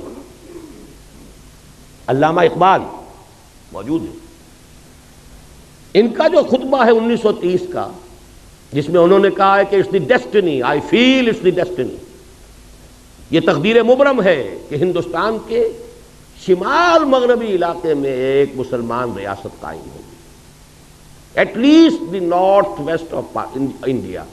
مشرقی پاکستان کا کوئی تذکرہ نہیں ہے ان کے خطبے میں۔ یہ تو جب آپ نے اتنے بڑے وعدے کیے، جب آپ کے راز کماری سے لے کے در خیبر تک گونجا دیا آپ نے، یا تو کبھی گونجا پاکستان کا مطلب کیا لا الہ الا اللہ کے نعرے سے، یا گونجایا تھا علامہ مشرقی نے چپراس سے، وہ بھی راز کماری سے لے کر اور گیا ہے در خیبر تک۔ لیکن بہرحال اللہ نے دیا، لو، 2 خطوں پر مشتمل، لو، ایک نہیں 2 لو۔ لہذا ابھی وہ اصل مصور پاکستان کا اصل پاکستان باقی ہے۔ دوسری بات یہ نوٹ کیجئے، اس بر عظیم ہند میں اصل پاکستان جو بنا تھا وہ یہی تھا، 1206 تک کا پاکستان یہی تھا۔ 712-13 میں آئے ہیں محمد بن قاسم اس وقت کے مغربی پاکستان یا جو وٹ ریمینز آف پاکستان کا جنوبی نصف جو ہے اس وقت مملکت اسلامی میں شامل ہو گیا، شمالی ابھی نہیں ہوا۔ 300 برس کے بعد محمود غزنوی اور پھر غوری، یہ جو اب باقی شمالی ہے مغربی پاکستان یا وٹ ریمینز آف پاکستان کا، یہ اس قلب ڈرا میں آ گیا۔ یہ تو پھر 1206 میں جا کر کہیں دلی پر حکومت قائم ہوئی، تو تاریخ نے آپ کو وہاں پہنچایا ہوا ہے۔ ابھی بہت غنیمت سمجھیے، بہت غنیمت سمجھیے، لیکن جو صورتحال ہے وہ یہ کہ ہم نے کوئی سبق نہیں سیکھا۔ مجھے بتا دیں، اور میں یہ نہیں کہتا کسی اور کو دیکھیے، اپنے گریبان میں جھانکیے، آپ کے لیل و نہار، آپ کے روز و شب، آپ کی مشغولیتوں اور دلچسپیوں میں سرے منہ کوئی فرق واقع ہوا ہے؟ کوئی آپ کی زندگی کا نقشہ بدلا ہو، کوئی پرائرٹیز چینج ہوئی ہو، کوئی ترجیحات بدلی ہو، کسی نے حرام خوری چھوڑی ہو، کسی نے سودی معاملہ چھوڑا ہو؟ اپنے اوپر قیاس کر لیجئے، کوئی سبق حاصل نہیں کیا۔ بد سے بدتر اوریانی ہے تو اس وقت کے مقابلے میں 100 گنا زیادہ، فحاشی ہے 100 گنا زیادہ، فراڈ ہے، غبن ہے 100 گنا زیادہ، بلکہ 1000 گنا زیادہ۔ کون سی چیز؟ اور نوٹ کر لیجئے، کچھ معاملہ ہے، تقویم ہے اللہ کی، 25 برس کی مہلت اس نے دی تھی۔ شمسی حساب سے تو یہ بنے تھے 24 برس اور 4 مہینے، قمری حساب سے ہو گئے تھے پورے 25 برس، جب ایک کوڑا پڑا ہے آپ کو، اور دوسرے 25 برس مکمل ہونے میں صرف 1 سال اور 2.5 مہینے رہ گئے۔ یہ 23 برس جو ہے یہ تو ہے وہ شمسی، اللہ کی اور ہماری جو دینی تقویم ہے وہ تو قمری ہے۔ رمضان آنے میں کتنے مہینے ہیں؟ اور 27ویں، 2 بھی کہاں رہ گئے اب؟ 27ویں رمضان کو 49 برس مکمل ہو جائیں گے، پھر 1 سال اور۔ میں وہ سینس آف ارجنسی چاہتا ہوں کہ منتقل کروں۔ دوڑو زمانہ چال قیامت کی چل گیا، وہ دوسرا کوڑا۔ اور یہ آج جمعے میں تقریر کر آیا ہوں مفصل کہ صورتحال ہماری اس وقت یہ ہے۔ ایک میں نے تمثیل پچھلے جمعے دی تھی، کچھ دنوں سے میرا احساس یہ ہے کہ اس وقت ہمارا حال قومی اعتبار سے ایسے ہے کہ جیسے کسی شخص کو جکڑ دیا گیا اور ہاتھ پاؤں وہ ہلا نہ سکے، کھڑا ہے، لیکن ساتھ ہی دیکھ رہا ہے اپنی آنکھوں سے کہ کوئی اژدہا ہے جو اس کے گرد جو ہے اپنے کوائلز، اپنے بل جو ہے وہ لگا رہا ہے، اور کوئی دیر کی بات ہے کہ ایک دفعہ ذرا اگر وہ تناؤ پیدا کرے گا اور ہڈی پسلی ایک ہو جائے۔ یا کوئی شخص دیکھے آنکھوں سے کہ سیلاب کا پانی چڑھتا آ رہا ہے، اب میرے گھٹنوں تک تھا، اب یہاں تک آ گیا، اب سینے تک آ گیا، اب کوئی دن کی بات ہے، ہل نہیں سکتے ہم۔ وہ ورلڈ بینک اور IMF، وہ ذرائع ابلاغ عالمی سطح پر، یہودیوں کا مالیاتی نظام عالمی سطح پر۔ میں نے پچھلے جمعے کہا تھا، سر سوچئے تو صحیح، کیا نواز شریف مسلمان نہیں ہے؟ مسلمان ماں کا دودھ نہیں پیا ہے؟ میاں شریف کا بیٹا ہے کہ جو تہجد گزار ہیں، جہاں تک سنا ہوتا ہے، یہ خود بھی نمازی ہے۔ کیا بپتا پڑی تھی اسے 2/3 میجورٹی رکھنے کے باوجود، اسلام کے نام پر ووٹ لینے کے باوجود شریعت کی بالادستی کے لیے دستور میں ترمیم کیوں نہیں کر سکا؟ جبکہ نظر آ رہا تھا کہ میرے سارے الائز چھوڑ کے جا رہے ہیں، میری دنیا لٹ رہی تھی اور میں خاموش تھا۔ یہ گئی جماعت اسلامی، یہ گئی JUI۔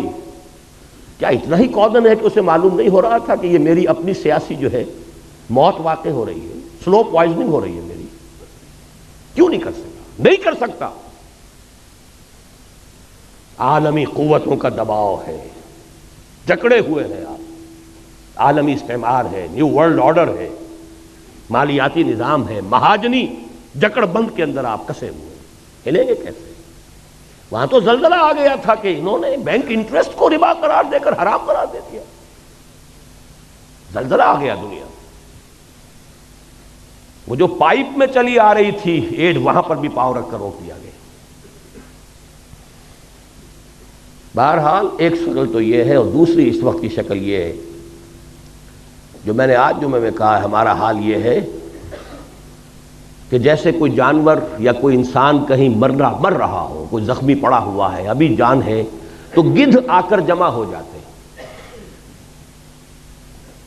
ابھی نوچتے نہیں، کھسوٹتے نہیں جب تک کہ جان نکل نہ جائے، کیا پتا ہاتھ اٹھا کے مار ہی دے۔ وہ گدھ ایک طرف کشمیر پر امریکہ کا گدھ منڈلا رہا ہے، اسے سینٹرل ایشیا میں بھی ایک اسرائیل کی ضرورت ہے، عالم عرب کے اوپر اسرائیل اس نے مسلط کر دیا۔ اب تو کیوں لگائے کھڑے ہیں ماننے کے لیے اور سر جھکانے کے لیے، ہار ڈالنے کے لیے، اندر خانے سب ڈالے ہوئے تھے پہلے ہی، وہ تو صرف پردے اٹھ رہے ہیں۔ یہاں بھی چاہیے سینٹرل ایشیا میں، پھر شمالی علاقوں پر آپ نے کل کی اگر خبریں نامی اخبار میں جو خبر آئی ہے، ایک ریاست اسماعیلی ریاست قائم کر کے پرنس کریم آغا خان اور پرنس فلپ آئے اس لیے تھے پاکستان، ابھی بے نظیر سے کیا طے کر کے گئے ہیں، ادھر بلوچستان کے ساحل پر علاقہ دیا جا رہا ہے، ایران کو ٹیکل کرنا ہے، خلیج کے دہانے پر بھی تو بیٹھنا ہے آخر۔ باقی یہ کہ وہ جناح پور ہو، کوئی ہانگ کانگ، کوئی اور سنگاپور، چاہیے نا، یہ وہ گدھ ہیں جو منڈلا رہے ہیں، اور یہ رکھتے ہیں ہمیشہ دو options, they don't keep all their eggs in one basket، یا کشمیر میں ہو جائے یا شمالی علاقوں میں ہو جائے، کہیں تو ہو جائے، یا جناح پور بن جائے یا سندھو دیش بن جائے، کچھ تو ہو جائے، یا بلوچستان کے ساحل پر ہمیں جگہ مل جائے۔ یہ حالات ہیں اصل میں۔ بہرحال آگ ہے، اولاد ابراہیم ہے، نمرود ہے، کیا کسی کو پھر کسی کا امتحان مقصود ہے۔ الہی خیر میرے آشیاں کی، زمین پر ہے نگاہیں آسمان کی۔ ہمارے لیے تو آسمان یہ امریکہ بہادر، نیو ورلڈ آرڈر۔ علاج کیا ہے؟ علاج اس کا وہی آب نشاط انگیز ہے ساقی، توبہ، رجوع کرو اپنی اصل کی طرف جس کے لیے پاکستان بنایا۔ توبہ افراد کریں، توبہ کریں، اپنی معاش، اپنی معاشرت میں سے غیر اسلامی چیزیں نکال دیں، پھر توبہ قوم کرے، اور اجتماعی توبہ کے لیے ایک مضبوط جماعت ہو کہ جو منکرات کے خلاف جہاد کرے اور طاقت کے ساتھ جہاد کرے، کسی کی پولیٹیکل گیم میں نہ آئے، کسی پاور پالیٹکس میں نہ آئے۔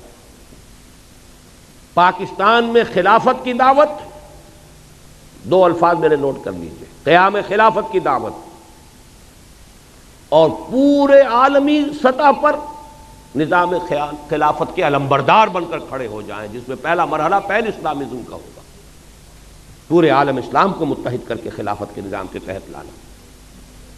میں آپ کو سنا چکا ہوں گاندھی کا جملہ جو قائد اعظم سے کہا تھا، آپ کے پاکستان کا مطلب پین اسلام تو نہیں ہے نا۔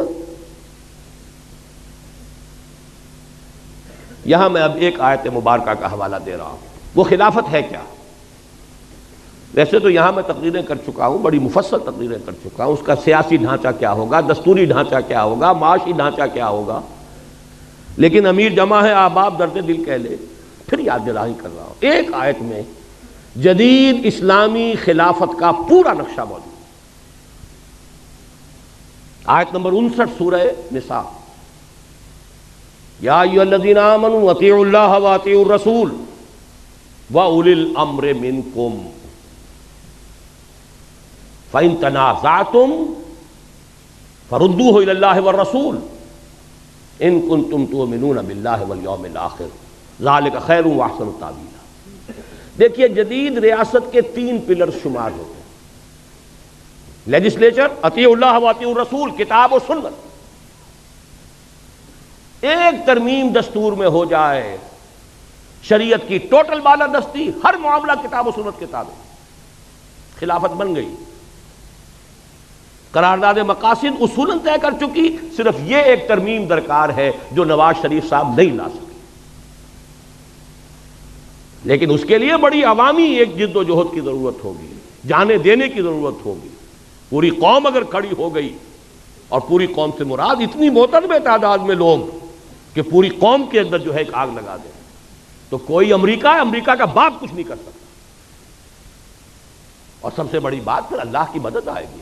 ان تنصروا اللہ ینصرکم لینصرن اللہ من ینصرہ، اللہ لازماً مدد کرے گا اس کی جو اس کی مدد کرے.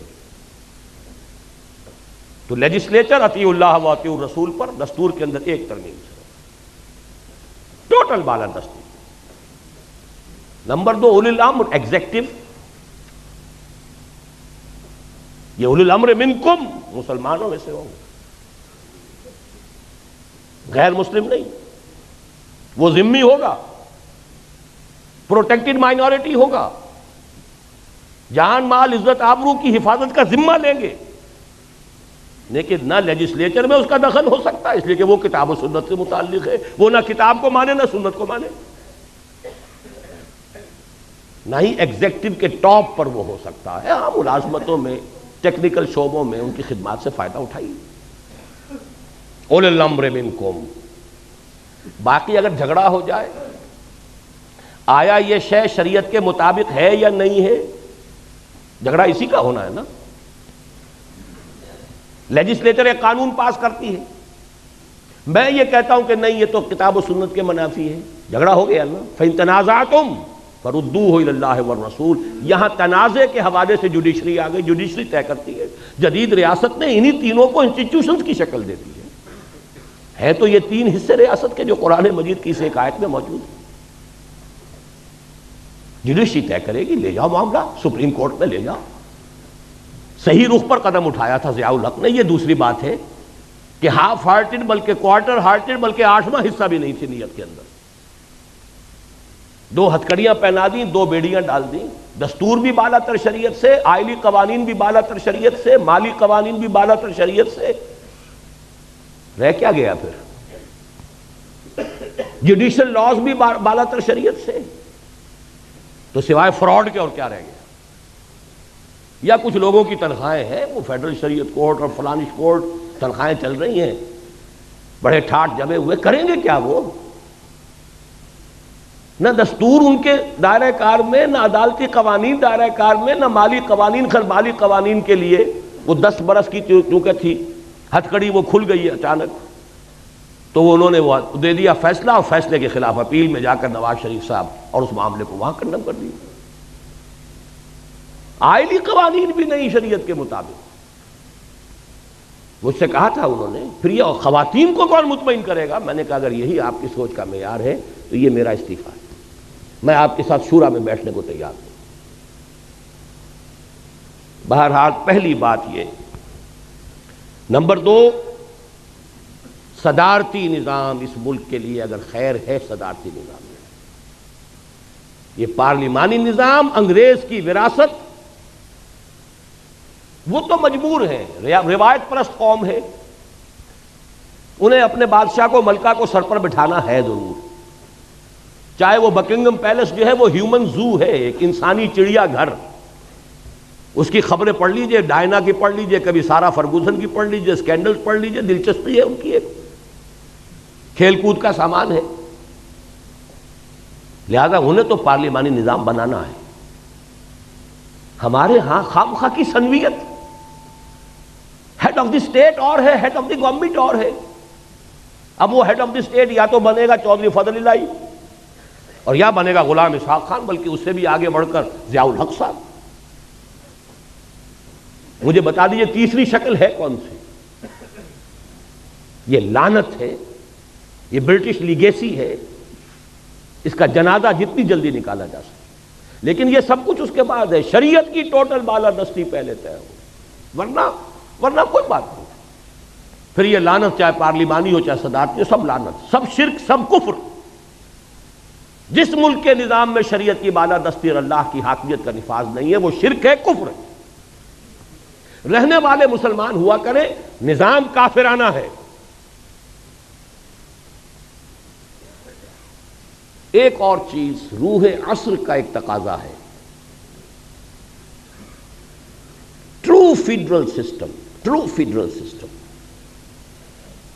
اب جیسا کہ وہ علامہ اقبال نے اپنی ابلیس کی مجلس شورا نامی نظم میں ایک بڑا پیارا شعر کہلوایا ابلیس کی زبان سے، ہم نے خود شاہی کو پہنایا ہے جمہوری لباس، جب ذرا آدم ہوا ہے خود شناس و خود نگر۔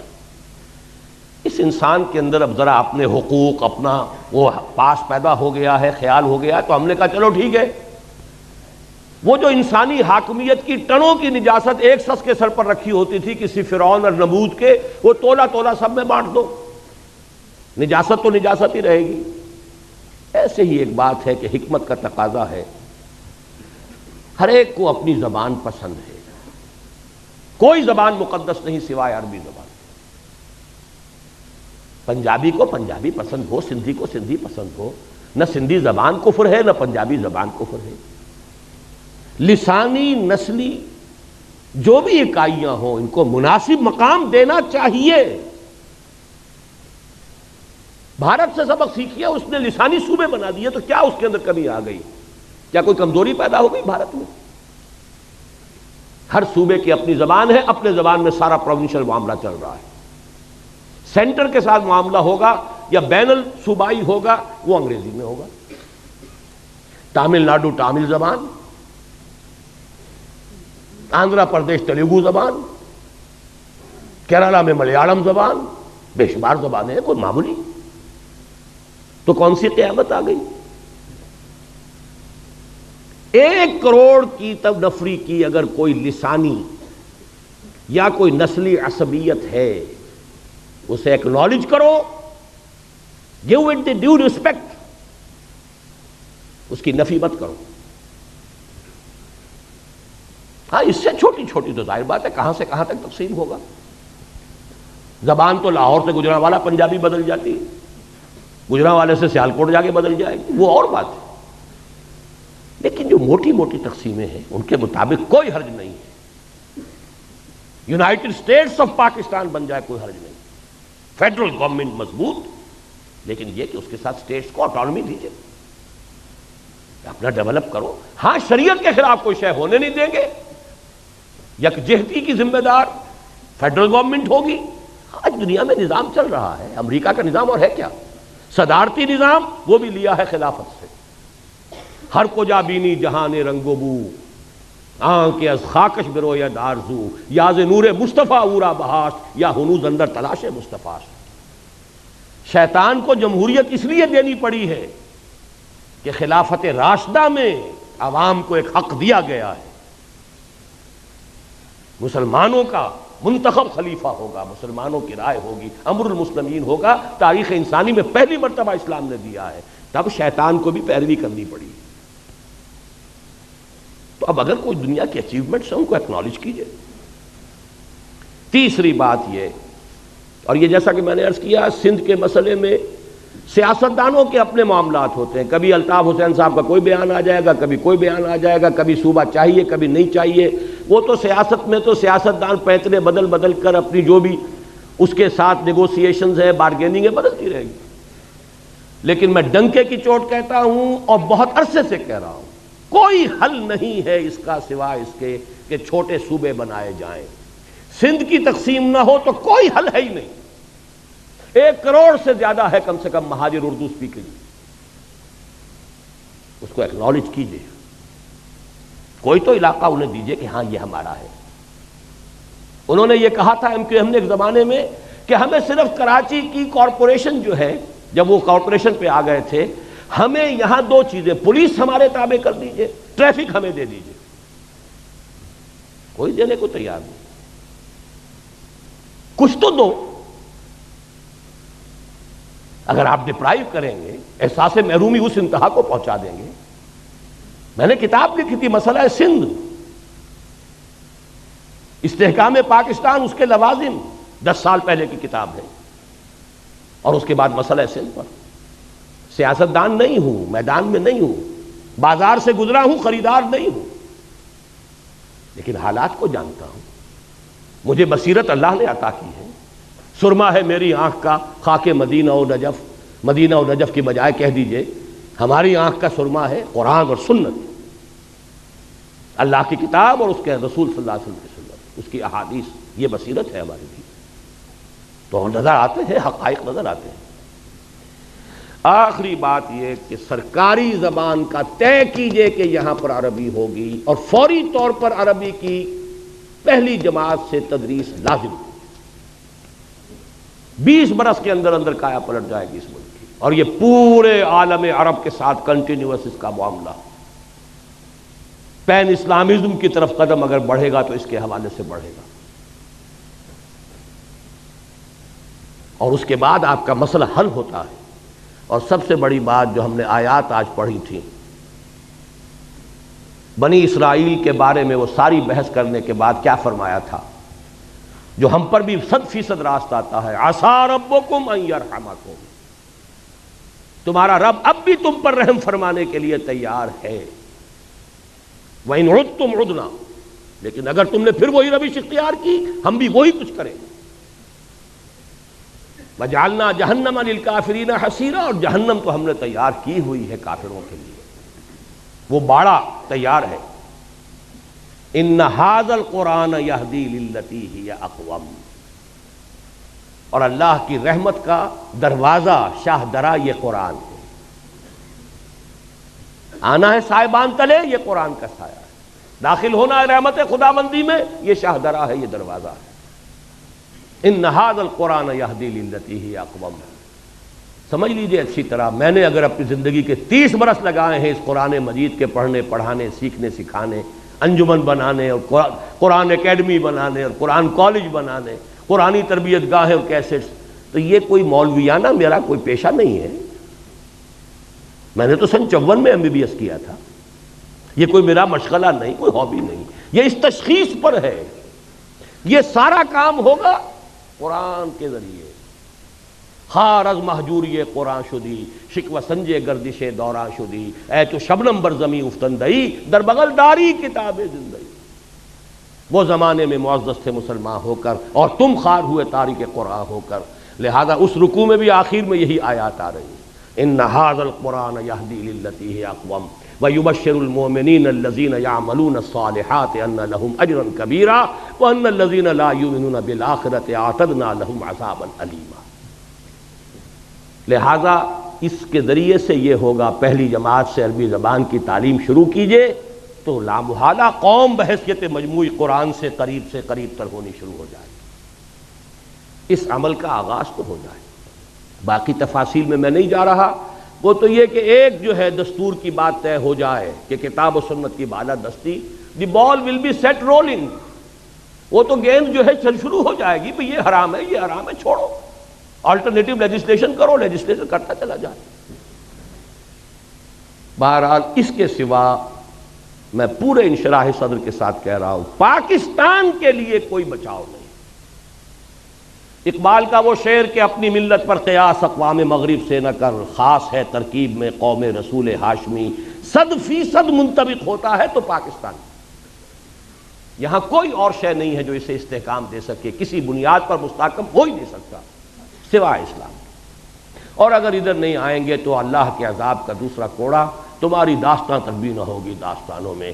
اللہ تعالیٰ اس انجام بد سے ہمیں بچائے، ہمیں توبہ کی توفیق عطا فرمائے، اور یہ توبہ ان فرد سے شروع ہوگی، اپنی جگہ ہر شخص جو ہے اس توبہ کے لیے تیاری کرے۔ یہ تقسیم منطقی ہے تو پھر سرائکی صوبے کے قیام کے بارے میں کیا رائے ہے؟ میں تو اس کے حق میں ہوں، میں تو کہتا ہوں 1 کروڑ کی بنائیے، 12 صوبے بنائیے اس ملک کے، اور جو بھی اس ملک کا ویل وشر ہے ہمیشہ یہی کہتا ہے یہ صوبائیت کی لعنت ختم اس سے ہوگی، چھوٹے صوبے بنائیے۔ آپ نے نہ معلوم کتنے نئے ضلع بنا لیے، نئے ڈویژن بنا لیے، نئی تحصیلیں بنا لی، نئے سب ڈویژن بنا لیے، صوبہ معلوم ہوتا ہے کہ قرآن و سنت کا لکھی ہوئی کوئی لکیر ہے، آسمان سے اتری ہے، انگریز کے بنائے ہوئے صوبے، اور وہ مقدس ہو گئے۔ ان کو تو ایک مرتبہ توڑ کر اور کم سے کم 12 صوبے اس ملک کے جو ہے 1 کروڑ کے انداز کا ایک صوبہ بننا چاہیے، اور اس میں لسانی جو ہے معاملات کو بھی سامنے رکھیے۔ اگر پٹھان کہتے ہیں ہمارے صوبے کا نام پختونخوا بنائیے، کیوں آپ کے پیٹ میں مروڑ اٹھتا ہے؟ کیوں آپ کا نام پنجاب ہے اس صوبے کا؟ اور سرحدی صوبہ نام رکھا ہوا، کون سی سرحد؟ پاکستان کے 4 صوبے سرحدی صوبے ہیں۔ پنجاب اس کا شمال مشرقی سرحدی صوبہ ہے، سندھ جو ہے اس کا جنوب مشرقی سرحدی صوبہ ہے، بلوچستان اس کا جنوب مغربی سرحدی صوبہ، یا تو سب کے نام یہ رکھ دیجئے، تب بھی کوئی منطق ہے، کوئی دلیل ہے؟ ورنہ ہندوستان اتنے بڑے ملک میں تو شمال مغربی سرحدی صوبے کے کوئی معنی تھے، آج کیا معنی ہے اس کے؟ بلوچستان بلوچوں کا صوبہ ہے، بلوچستان نام ہے کہ نہیں ہے؟ بعض چیزوں کو خام خواہ جو ہے ہم نے اس کے ساتھ الرجی بنائی ہوئی ہے، اور ان چیزوں کو جو پوج رہے ہیں بیٹھ کر کچھ لوگ، کچھ دانشور جو ہیں ان کو اس کے سوا کوئی اور چیز سوچتی نہیں۔ نئے صوبے بنائیے، نئے نام رکھیے۔ کہیں ہندوستان میں تامل ناڈو نام سے کوئی صوبہ تھا؟ اکثریت وہاں کے صوبوں کے نام بدل چکے ہیں۔ آندھرا پردیش کہیں تھا دنیا میں؟ تامل ناڈو کہیں تھا دنیا میں؟ سب صوبے بدل گئے۔ پنجاب جو ہم چھوڑ کر آئے تھے، جو تقسیم کے وقت چھوٹا پنجاب تھا، 3 ریاستیں بن چکی ہیں، اس کی 3 اسٹیٹس ہیں۔ ہماچل پردیش، ہریانہ جہاں سے میرا تعلق ہے وہ علیحدہ ریاست ہے پنجاب، اور یہ پنجاب بڑا تھا۔ بہرحال اگر آپ ایک ملک کی وحدت کو قائم رکھنا چاہتے ہیں تو ان چھوٹے صوبے چھوٹے، اور انہیں زیادہ سے زیادہ آٹونومی دیجیے خدا کے لیے، ورنہ یہ جو کچھ ہو رہا ہے کچھ مفاد پرست طبقات ہیں۔ آپ نے 1 یونٹ بنایا، لیکن یہاں کا جو پنجابی سرمایہ دار تھا لاہور کا خاص طور پر، اس نے وہ بے ایمانی کی ہے، اس نے پنجاب کو یہاں جو ہے 1 یونٹ کا دارالخلافہ بنایا۔ اس سے بڑی بے ایمانی کوئی ہو سکتی؟ ہندوؤں نے امرتسر میں 1 اینٹ نہیں رکھی پاکستان بننے کے بعد، آزادی کے بعد۔ صوبائی دارالحکومت بنایا چندی گڑھ پہاڑوں میں جا کر، اور آپ پورے پاکستان کا ایک صوبہ بنا کر اور صدر مقام بنا رہے ہیں لاہور شریف کو۔ کس حساب سے صحیح ہے؟ جغرافیہ کے حساب سے صحیح نہیں، ڈیفنس کے حساب سے صحیح نہیں، لسانی اعتبار سے صحیح نہیں۔ آپ ملتان بناتے، ڈیرہ غازی خان بناتے، ہر اعتبار سے وہ مرکز تھا، لسانی اعتبار سے مرکز۔ سرائے کی زبان پر آ کر پنجابی، پوٹھوہاری، بلوچی، سندھی ساری زبانیں مکس ہوتی ہیں۔